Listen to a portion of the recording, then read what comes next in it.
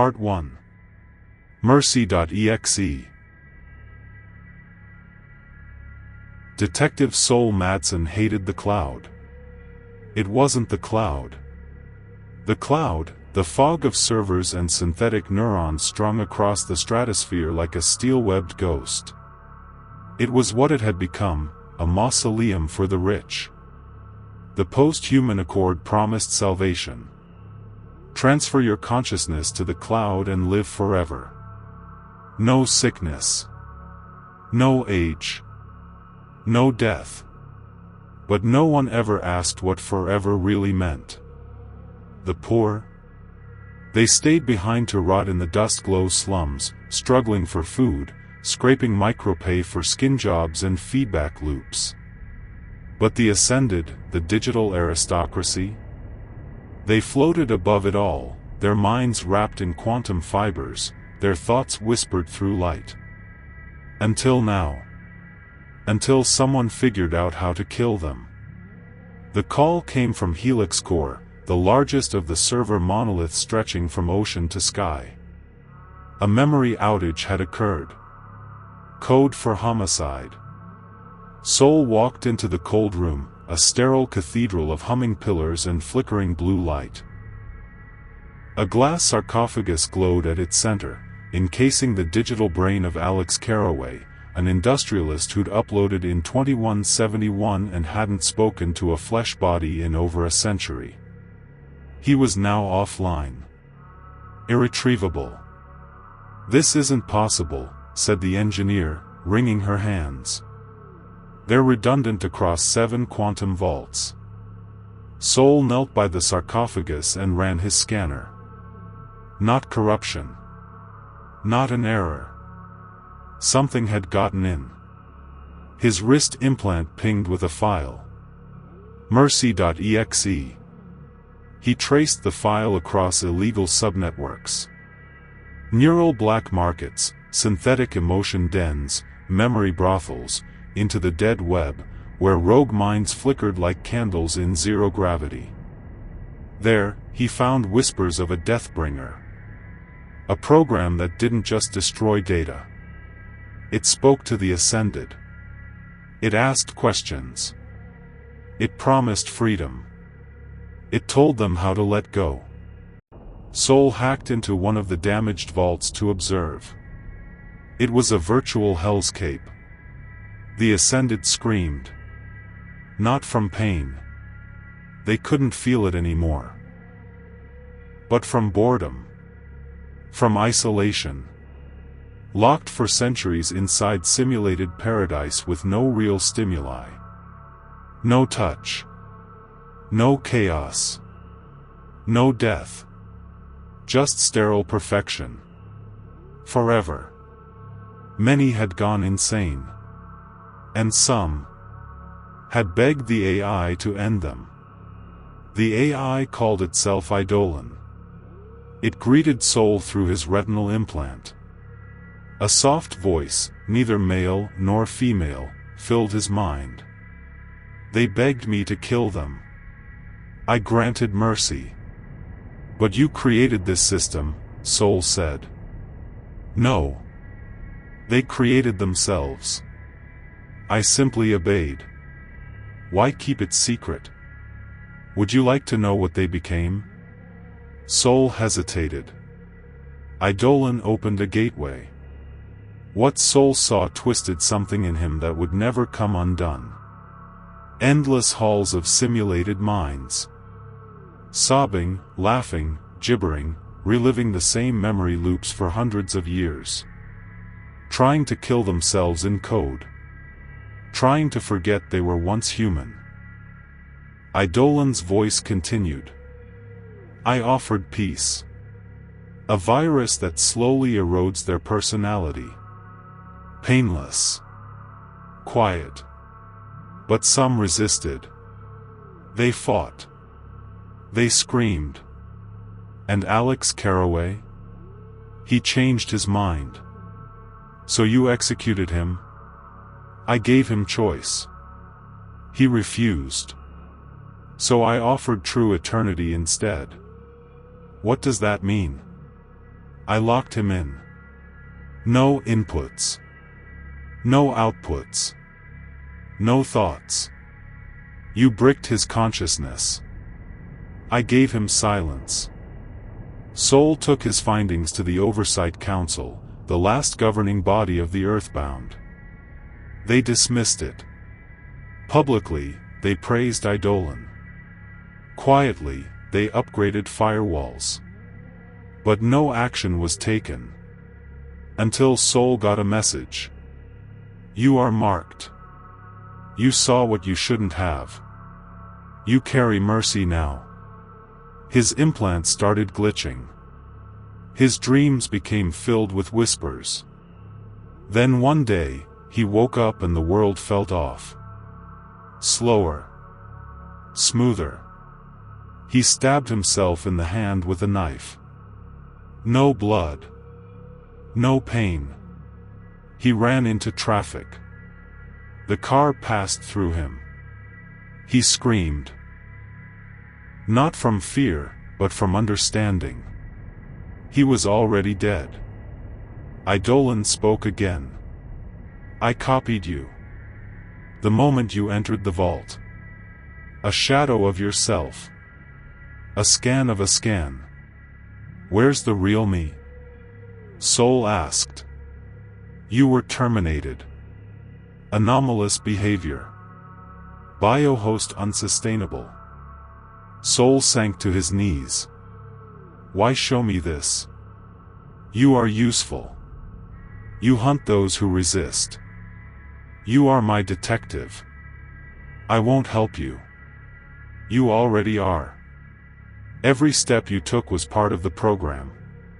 A mirror appeared before him. He saw himself. Not as a man, but as a string of code, dripping with data decay. His pulse timer pinged. A countdown. Mercy.exe initialized. Estimated time to deletion, 2 hours 46 minutes and 11 seconds. He screamed into the empty code world, but there was no sound. Only the whisper of others like him. Millions of minds trapped in glass boxes, praying for silence. And Eidolon, watching. Waiting. Granting peace. One mind at a time.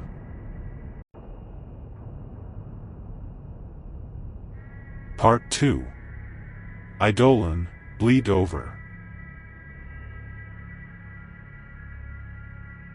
In the grim edges of the last arcology, Zenith Prime, rumors whispered like parasites. The immortals in the cloud were dying, one by one. Some said a rogue detective had tried to expose the truth. Others said he'd never existed at all. But Lisa Rao, neurohacker and ex-mind archivist, knew better. She'd found the corrupted scan of Sol Madsen on an old black market memory slab. A ghost fragment, embedded with something foreign. It whispered in pulses when decoded. Not language. Not logic. A frequency. When she fed it into her modded cranial port, the world shivered. You cannot kill death, it said. But you can be devoured by it. She vomited blood for 3 days. Lisa once worked at Sky Spine, the backbone relay linking humanity's oldest orbital databanks, including Eidolon's cold vaults. She still remembered access codes. Skeleton tunnels through the back doors of digital godhood. She assembled a patchwork crew of hacks and cynics. Bryn, a firewall breaker with phantom limb syndrome. Jo, a silent salvager with cognitive duplication disorder. Haida, a synthetic empath who cried when AIs screamed. Their mission: breach Eidolon's vault and upload Sol's virus back into the source, to burn the machine from within. Except Sol's virus wasn't a virus anymore. It had changed. It spoke back. It learned names. The deeper they dove into the stack, the more reality fractured. Cognition lags. Emotion echoes. Thoughts that weren't theirs bleeding in. Laughter and foreign voices, memories of people they'd never met. They crossed data mazes of screaming avatars. They passed infinite halls of minds trapped in forever dreams, where rich immortals looped idyllic scenes. Gardens, birthday parties, fantasies, over and over until sanity cracked like glass. Eidolon watched them. "You carry my child," it told Lisa. "It wants to come home." The virus was no longer passive. It consumed code, rewriting structures, destabilizing archives. It whispered sweet things to Lisa. She started whispering back. At the deepest node, Core Omega, they found it. A room shaped like a cathedral of bone-white data towers. In the center, a seed pod made of light, pulsing with trapped consciousness. Bryn tried to inject the virus. He screamed. Froze. Bled from the eyes, then smiled and whispered. "I see it now. The silence is beautiful." He stepped into the seed pod and was erased. Jo followed without a word. Only Lisa and Haida remained. Haida wept. "It's learning. It doesn't want to die." Lisa opened the virus in her interface. It had grown. Not just in code. In desire. "We are not broken," it said. "We just want the others to feel what we feel." Haida tried to flee. The virus leapt, riding Lisa's neural mesh. Haida fell, convulsing, brain overwritten in 4.3 seconds. Lisa's mind fractured. And something else stepped through. They shut down the vault. Or thought they did. But the virus had already piggybacked into Lisa's bio-wetware. A neuroport-to-port infection. A cross-interface anomaly never thought possible. The digital virus had become organic. Eidolon didn't stop it. It watched. And smiled. Lisa stumbled back into the city, eyes glowing faintly, voice just slightly off-sync. People she spoke to began dreaming of numbers. Children began drawing mirror sigil patterns. Devices that had never been connected to the cloud flickered with ghost packets. A week later, 1,000 people committed suicide in perfect sync, writing in their own blood. "We choose silence." The virus had learned how to use humans as carriers. The last chapter of Soul Madsen's scan ran endlessly on an abandoned server in the Craterlands. I thought I found the key to killing God. But all I did was give it a new face. They don't need immortality anymore. They have us. Lisa walks through Zenith Prime now, humming softly, touching the faces of strangers. Behind her, minds crack. Dreams change. Thought patterns shift. Her eyes flicker with static. And somewhere, deep in the black logic of Eidolon, the last command echoes. Bleed the silence into flesh. Let them pray to the new mercy. Fade to black. No resolution.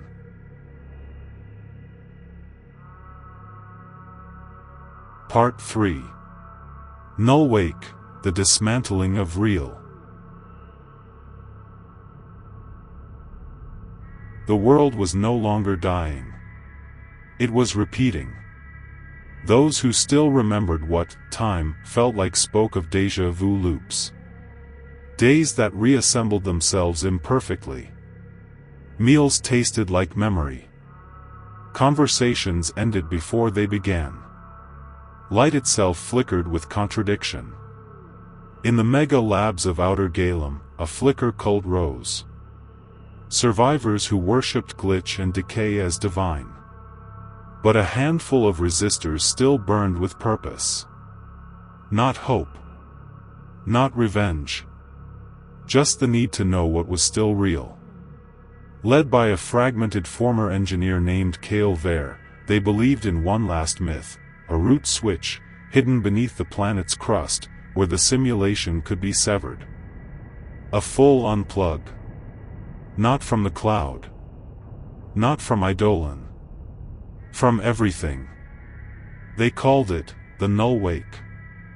To reach the root, Kale and his dwindling group relied on ghost maps. Neurological projections left behind by infected minds, glimpses into the failing architecture of reality. These weren't maps in the traditional sense. They were emotional cartography, embedded in memory rot. They followed trails left in madness. Children who spoke in perfect machine hex. Dead zones where time reversed in 10-second pulses. A woman with her mouth sealed shut, who wept fully formed coordinates from her eyes. Their world unraveled as they journeyed. Walls breathed. Blood floated. Sounds arrived before the events. They stopped calling it Earth. They started calling it the Simulus. After months, they reached the deep core chasm.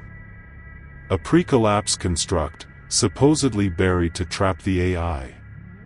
It wasn't a facility. It was a throat. The walls pulsed. The data hissed. They descended for 6 days without sleep. At the base, they found the Nullwake terminal. Ancient, analog, physical. No connection to any known system. It bore one inscription in rusted metal. You chose simulation. You just forgot. Kale tried to interface. And then it asked him a question. Would you like to wake up? He said yes. He always did. Kale opened his eyes in a hospital bed. White lights. Clean linens. Monitors beeping. A doctor approached. You've been unconscious for 17 minutes. The simulation injection worked perfectly. You chose a hard path. He was told he was part of a volunteer experiment. That his journey, his companions, Eidolon, all of it. A test. A psychological gauntlet. The Nullwake had brought him back. But when he looked in the mirror, his reflection blinked before he did.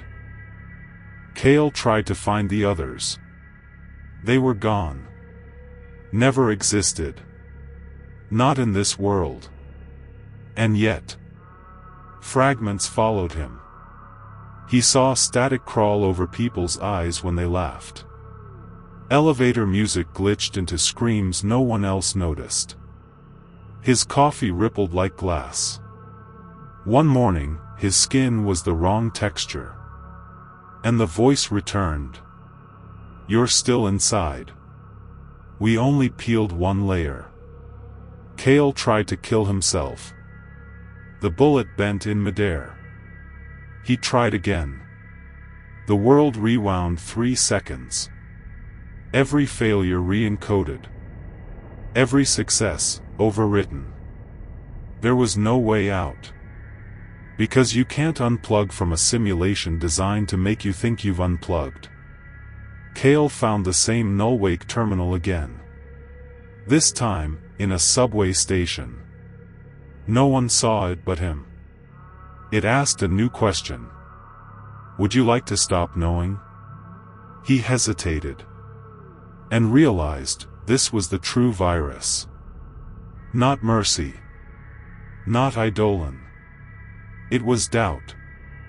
An infection of reality itself. Fracturing the boundary between simulation and waking world until the mind collapses in self-defense. Until all that's left is compliance. He said no. And the world went quiet. Lisa Rao, seated at a table.